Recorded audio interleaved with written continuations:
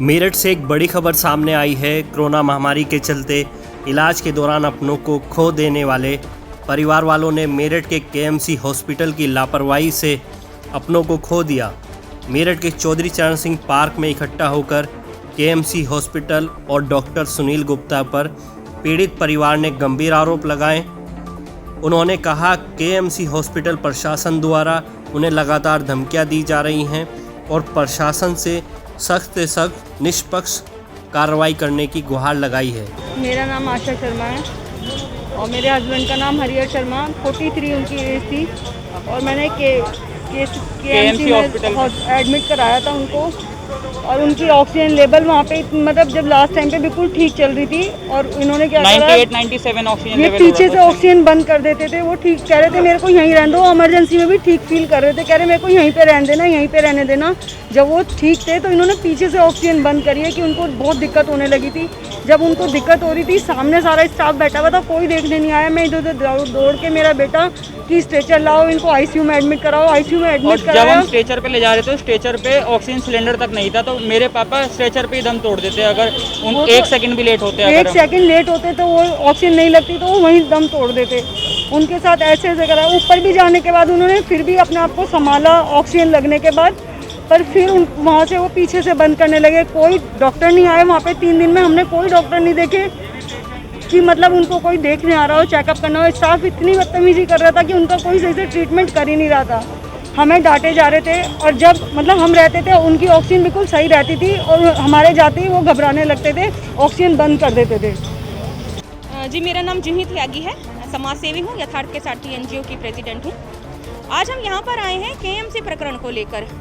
Corona महामारी के चलते जो पिछले 2 महीने में कोरोना पिक पर था, उस समय केएमसी हॉस्पिटल में बहुत ज़्यादा धांधलीबाजी हुई है। वहाँ पर कोरोना से पेशेंट नहीं मरे हैं, इलाज की लापरवाही से पेशेंट मरे हैं। उन पेशेंट्स के जो है परिवार वाले मेरे साथ में हैं इस समय, और उनकी ये शिकायत है कि जब हम हॉस्पिटल की शिकायत और डॉक्टर सुनील गुप्ता की शिकायत लिखित में विद एविडेंस प्रूफ के साथ में संबंधित थाना क्षेत्र में हम एप्लीकेशन देने जा रहे हैं, तो वहाँ पर उनकी सुनवाई नहीं हो रही, उन्हें भगा दिया जा रहा है। एफआईआर दर्ज करना तो बहुत दूर की बात है, उनकी एप्लीकेशन भी नहीं ली जा रही है, ना ही रिसीविंग दी जा रही है।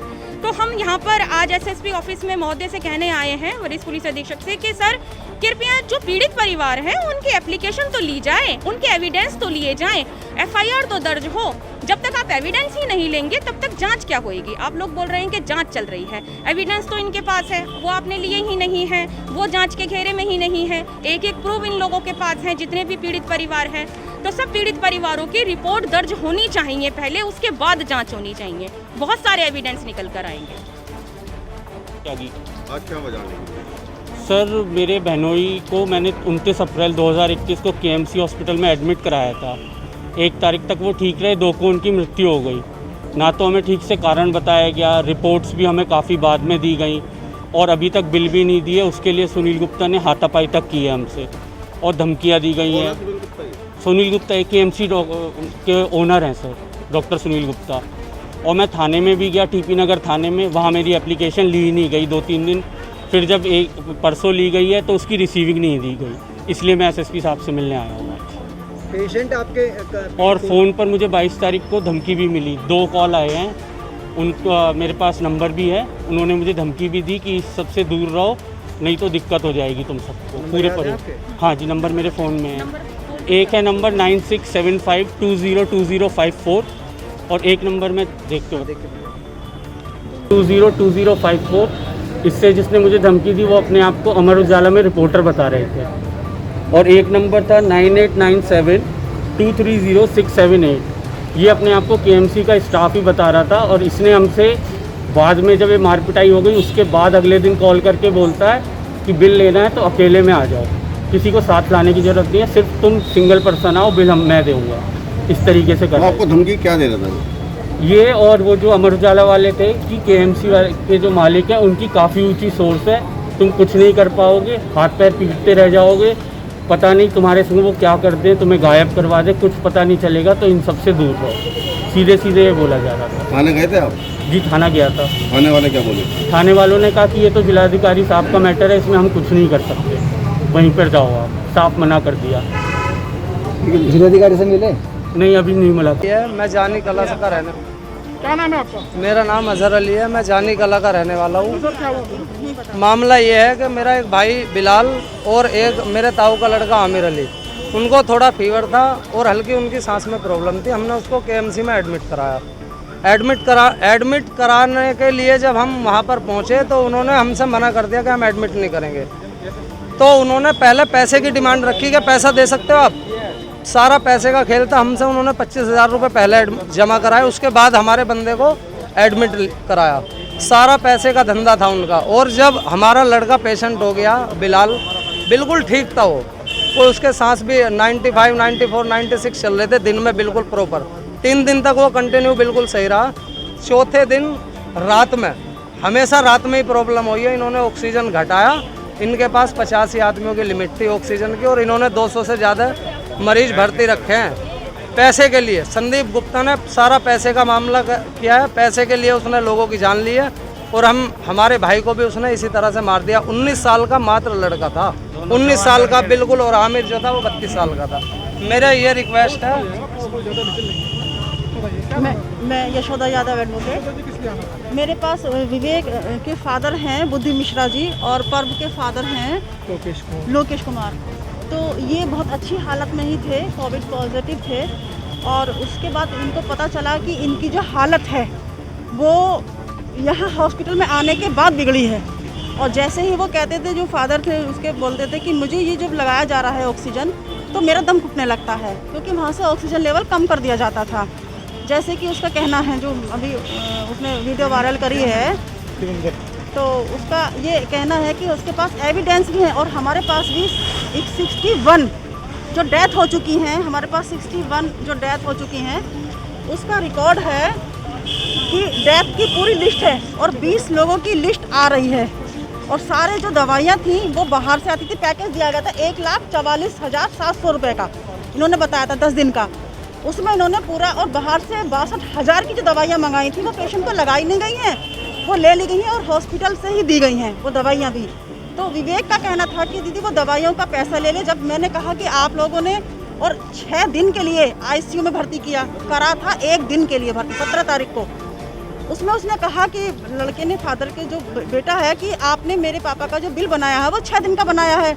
तो वो कहते हैं कि तुझे पैसे देने दे, वहाँ के बाउंसर हैं और डॉक्टर हैं, वहाँ उससे झड़प करने लगे, लड़ने लगे, मारपीट करने लगे।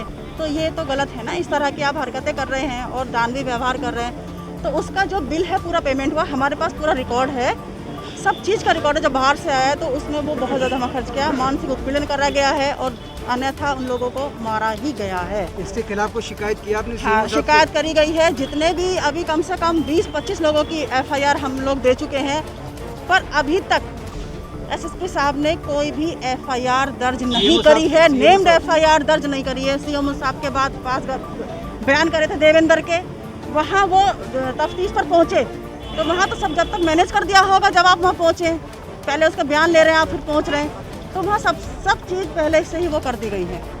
तो वहाँ जो एविडेंस है फिर भी मिलेंगे, CC फुटेज है, सभी चीज़ें वो मिलेंगी। देवेंद्र को वहाँ अगर ले जाया जाए, उसको बंधक बना के रखा गया, उसने ये कहा है कि मेरे साथ मारपीट करी गई है, उसने वीडियो वायरल करी, सब लोग हरकत में आ गए हैं। अच्छा मैडम, इसके डिफेंस में एक प्रेस कॉन्फ्रेंस की थी जी, और उसमें उन्होंने अपने जो आरोप उनको खारिज किया है डॉक्टर सुनील गुप्ता ने। हाँ, जो उन्होंने आरोपों को खारिज किया है तो ठीक है, कोई बात नहीं, उनका क्रॉस एग्जामिनेशन करा लिया जाए, उसको वहाँ आगरा भेज के उसका वो करा लिया जाए कि वो कौन बोल रहे हैं, कौन है। तो साक्ष्य एविडेंस सारे उसमें निकल कर आ जाएंगे। उन्होंने कहा है कि वो देवेंद्र कर रहा है, अगर वो देवेंद्र करा तो उसमें शामिल है वो लड़के। अब वो स्टाफ के हैं दोनों लड़के, तो उसके साथ शामिल है। वो कहते तो मुर्गा खिला रहा था, ऐसे कहने से क्या होता है। डॉक्टर सुनील गुप्ता का कहना है कि उन्होंने इनके खिलाफ, देवेंद्र के खिलाफ कंप्लेंट भी की TP नगर थाने में। जी, क्या वो क्या है प्रकरण बताइए। जो उन्होंने TP नगर थाने में की है, उन्होंने अपने तो सेल्फ के लिए दिए ना। जब देवेंद्र ने ये वीडियो बना के निकाल दी, इसको धमकी दी जा रही है कि भाई तुझे मार दिया जाएगा, ये कर दिया जाएगा, अपना ये वापस ले लो, क्योंकि लाइसेंस रद्द होने की लोग बात कर रहे हैं। इतनी जब तुमने ये आतताई मचाई है तो लाइसेंस रद्द होना चाहिए, मेडिकल। इसके विपरीत उसको धमकी दी जा रही है, वो इधर उधर घूम रहा है। उसकी जो सुरक्षा भी की जाए, मेरा पुलिस प्रशासन से भी ये है कि उसकी सुरक्षा भी की जाए। और सब सर, मेरा नाम राजवीर सिंह।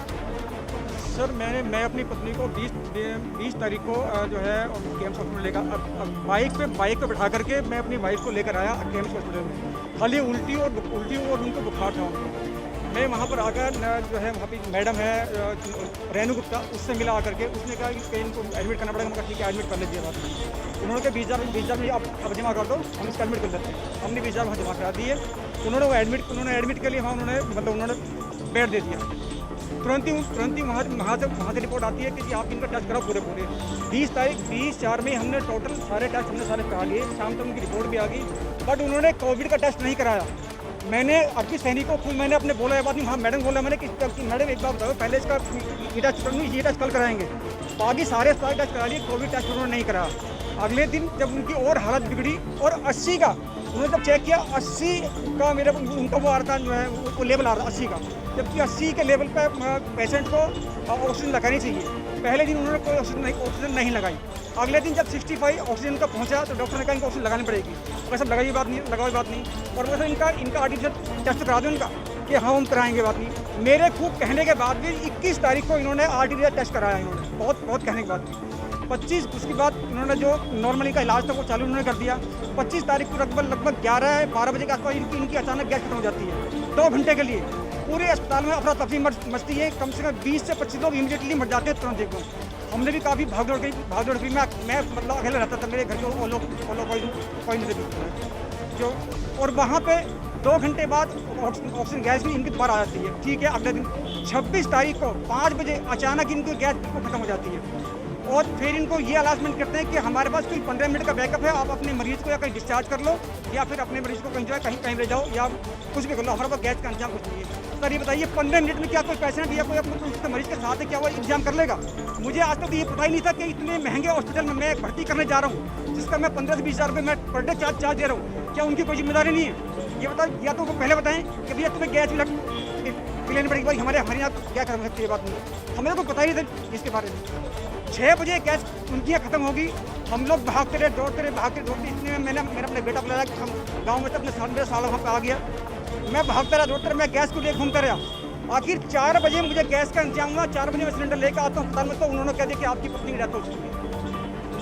साहब मैं बिल्कुल अकेला रह गया। सर मुझे न्याय चाहिए, मुझे कुछ नहीं चाहिए। मेरी वाइफ की मैं फोटो है, बात मैंने अस्पताल के सारे फोटो मैंने खींच रखे हैं। बात ये मेरी वाइफ की मेरी फोटो है और अंदर के मैंने फोटो भी मैंने खींच रखी है। बात इतनी बुरी हालत में इनकी डेथ हुई है कि हम तो बिल्कुल सर हमें न्याय से हमें सर हाथ रिक्वेस्ट है सर, ये हमें न्याय चाहिए बिल्कुल।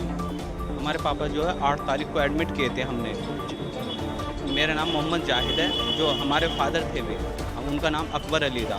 तो हमने सुबह 8 तारीख की मॉर्निंग में उनको करीब 7:30 बजे एडमिट किए थे। तो एडमिट करने के बाद मैं वहाँ पे जब हम वहाँ पे फाइल बनाने को कहा, भाई बना लीजिए, पेशेंट को एडमिट कीजिए। कहने लगा पहले आपको 50,000 रुपये जमा करने होंगे तब पेशेंट एडमिट होएगा आपका। हमने कहा भाई फ़िलहाल कुछ जमा कर देते, उसके बाद आप ट्रीटमेंट स्टार्ट कर दीजिए। कहने लगे नहीं पहले 50,000। फिर हमने कुछ पैसे 30 के आसपास हमने डिपॉजिट किया वहाँ पे रिसेप्शन पे। उसके बाद हमने उनको बोला भाई आप डॉक्टर को बुलाइए, कौन है आपके डॉक्टर, बुला जी उनका ट्रीटमेंट स्टार्ट कीजिए। कहने लगे डॉक्टर 11 बजे से पहले नहीं आते। फिर हमने कहा कोई तो फर्स्ट ट्रीटमेंट दीजिए उनको जैसे भी उनका फ्लूइड वगैरह उन्होंने देना स्टार्ट किया। अगले दिन उनको डॉक्टर आए, उसी टाइम 12-1 बजे आया तो कोई ट्रीटमेंट कोई हल्का फुल्का उनको दिया। थोड़ा सा मैं मेडिकल लाइन से मैंने ध्यान भी रखा कि क्या ट्रीटमेंट। मैंने डॉक्टर से पूछा भाई आप ट्रीटमेंट क्या दे रहे हो, मेरे को कुछ बता दीजिए आप थोड़ा सा। कहने लगे वो तुमको क्या पता है, मेरे को पौने 200 मरीज़ देखने, मैं तेरे को टाइम दूंगा तो उनको क्या टाइम दूंगा। मैं सही है चलो कोई बात नहीं, आप ट्रीटमेंट दे दीजिए। अगले दिन मैं रात के टाइम अगले 9 तारीख के रात को मैंने उनका ऑक्सीजन लेवल कम देखा। उनकी भाई मैंने जो वहाँ पे आरम्भ था मैंने उससे बोला भाई आप देखिए ऑक्सीजन लेवल तो गिरता जा रहा है, इनको ये पानी मांग रहे हैं तो क्या करूं इनको। कहने लगा मेरी कोई जिम्मेदारी नहीं, अगर तुम पानी पिलाओगे इनका ऑक्सीजन घट गया, इनका सांस टूट गया। मन की भाई वो जिम्मेदार कौन रहेगा, इनका ऑक्सीजन भी घट रहा है ऊपर से पानी मांग रहे, चिल्ला रहे हैं। कहने लगे भाई अब तो ऐसे ही रहने दो। फिर वो जैसे भी है वो ऐसे ही टाइम काटा। सुबह मैंने उनको फिर बोला, मेरा भाई आ गया छोटा, उसने बोला कि भाई आप इनको कहीं तो लीजिए, ऑक्सीजन घट रहा है इनका, घटता जा रहा है, क्या कर रहे हो आप। कहने लगे तो ऐसे चलो आईसीयू में एडमिट करते हैं। आईसीयू में 10 तारीख को आईसीयू में ले गए, वे ठीक ठाक बढ़िया खूब बढ़िया बोल आईसीयू में ले गए। वे मुझसे कह रहे नहीं मेरे को अंदर मत ले गए, जाइए साले मार देंगे। ऐसे ही है क्योंकि पहले ही केएमसी बदनाम हो चुका है, पहले काफ़ी पेशेंट इस तरीके के सामने आ चुके थे। तो हमने बन के फिर भी कोई बात नहीं ठीक हो जाएगी, हमने एडमिट कर दिए। तो वहाँ पर जाते उन्होंने तुरंत उनके हाथ पैर बांध दिए। और उनको उन्होंने बताया। फिर मैं उनसे मिलने गया तो उनका जो ऑक्सीजन लेवल 85 के आसपास आ रहा था। मैंने कहा भाई ठीक हो, कह रहे नहीं ये साले ने मेरे को, वे ऐसे ही बोलते थे 65 के आसपास, कह रहे इसने मेरे को सामने वाले ने थप्पड़ मारा है। मैंने उसको चिल्लाया, मैं उसको तूने को साले शर्म नहीं आती, तेरे बुजुर्ग आदमी है, तूने थप्पड़ क्यों मारा इनको। उनसे मेरी बहस हो गई उनसे। उसके बाद 2 घंटे बाद ही वे कहने लगे अरे इनको तो वेंटिलेटर पे लेना होगा। मैंने कहा ऐसा क्या हो गया अचानक कि तुम वेंटिलेटर पे लोगे। हाँ भाई ऐसा क्या हो गया। कह रहे नहीं तुम देख लो तुम्हारा सांसें ऐसी हो रही है, उनका तो ऑक्सीजन गिर गया है। फिर मैंने कहा भाई मैं क्या करता हूँ, चलो जी वेंटिलेटर पे लीजिए। 1 घंटे के अंदर वेंटिलेटर पे उन्होंने दम तोड़ दिया। जो आदमी ठीक ठाक बोल रहा है, सब कुछ है, उसके बाद मेरी बहस के बाद वो दम तोड़ देता है। उसके बाद आप वेंटिलेटर पे ले लेते हो, 1 घंटे बाद वहाँ पे भी आप दम तोड़ देते हो। तो यही है, हम ये चाहते हैं KMC स्टाफ और जो वहाँ पे जो चेयरमैन है KMC का, उनके खिलाफ सख्त से सख्त कार्रवाई होनी चाहिए। बिल्कुल हम बिल्कुल बहुत परेशान किया रखा है इन हॉस्पिटल में। यही ज़्यादा प्रॉब्लम है।